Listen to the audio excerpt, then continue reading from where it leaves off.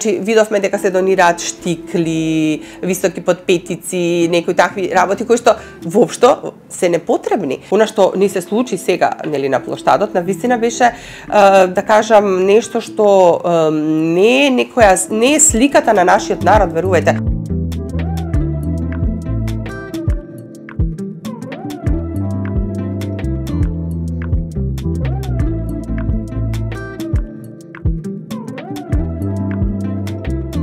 Проблемот во целата работа со облеката е тоа што предизвикуваме на тој начин еколошка катастрофа, затоа што сепак модната индустрија во светот е втор загадувач и влијае на климатските промени, па така и во Македонија овој отпад ќе заврши во Дрисла, каде што немаме капацитети за сортирање или пак за воопшто нема никакви капацитети за сортирање општо на ѓубрето и рециклирање.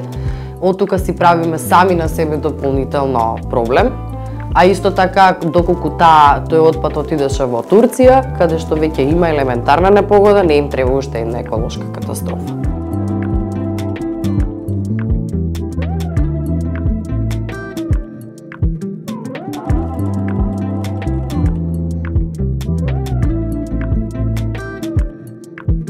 Нешто што треба да се следи и нешто што треба да биде научена лекција од претходните кризи е тоа дека секогаш треба да ги слушаме инструкциите од релевантните институции, пред се од Црвениот крст, која што е најголема хуманитарна организација во нашата држава и која што во првите 48 часа веќе ги има информациите што е тоа што треба да се направи за да се помогне на луѓето.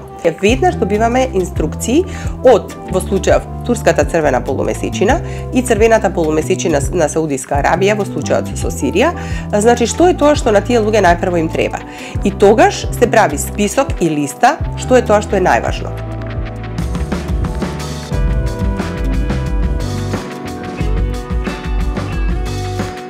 Легис, еве, како организација не собиравме на плоштадот, собиравме во нашите простори на паркингот. Меѓутоа се соочивме со истиот процент, да кажем, на отпад како што беше и на плоштадот. Што за нас навистина не е воопшто чудно. Нашите волонтери секако го сортираа и ние го отстранивме, односно фрливме отпад.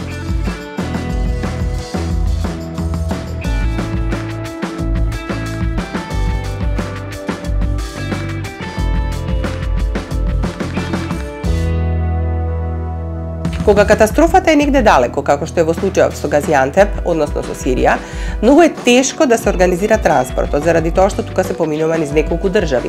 Државите, без разлика колку и да се хумани, колку и да сакаат да бидат дел од таа поддршка, мора да се ги следат принципите и мора да ги следат правилата на царинското, да речем, работење со сите тие декларации и слично, а тоа се прави се со цел за да не се направи хаос во таа желба хуманата димензија на луѓето да дојде до израз.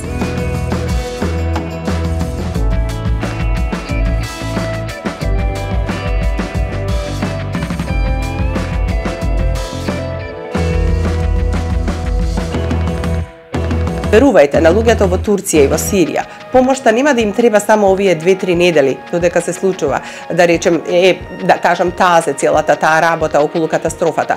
На тие луѓе помош им треба во наредните 2-3 години.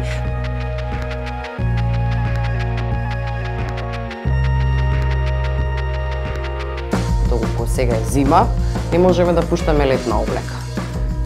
Или пак ние како организација никогаш не ни дозволуваме, например, долна облека, чорапи користени, не ги примаме како донација, заради тоа што сметаме дека сите тие работи мора да се нови и во таков случај подобро да донирате едно парче, едно кебе, еден шатор, една вреќа за спиење, подобро отколку цел, да речем, куфер донација со облека. Секогаш е попожелно да се донесе една квалитетна работа или пак донирајте електронски финансиски средства.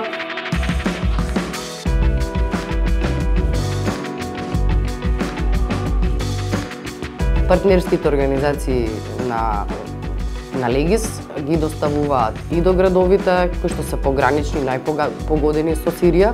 Во Сирија сепак да не бидеме, нели, емоционални на таков начин, бидејќи Сирија веќе подолго време е во војна, не може да се влезе во Сирија. Едноставно веќе од 2011 наваму е навистина тешко да однесете било каква хуманитарна помош во Сирија. Меѓутоа, лицата кои што се раселени се на граница со Турција, а токму таму и погоди земјотресот. Така што не е дека нема да пристигне до нациите, едноставно е потежок периодот, бидејќи таму се најпогодени овие места.